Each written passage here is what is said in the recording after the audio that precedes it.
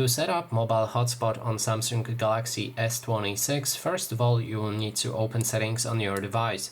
Next step is to enter connections, and then we need to enter mobile hotspot and tethering. Click on mobile hotspot itself, that way you'll be able to turn it on and off and adjust all of its settings. So starting with the top section, we can see the mobile data shared today, so we can see how much data you've already shared. Then you can change your network name so that it will change how it appears to everybody else.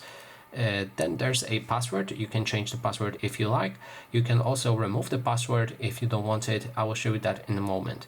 Then there's a band which allows you to change it to 5G, 2.4G, 2.4G and 5G, 5G and 6G network. To remove the password, you can select Enhanced Open. That way, as you can see, the password is gone. We can go to Advanced Options to change the MAC address type to Randomized MAC. Turn off when no devices are connected and you can select the time right here. You can enable Hidden Network. That way your network will be hidden and everybody who tries to connect will need to use the manual options. Support Wi-Fi 6 standard. You can enable or disable it.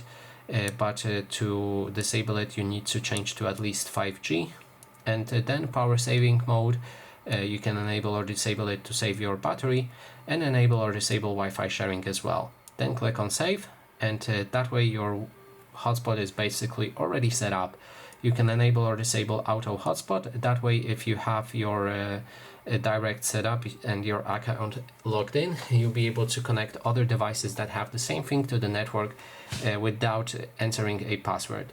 And you can also enable prioritize real-time traffic, which allows you to prioritize real-time network traffic such as games and video calls that are sensitive to lag, which will speed up everything included here. And that is basically everything. Thanks so much for watching.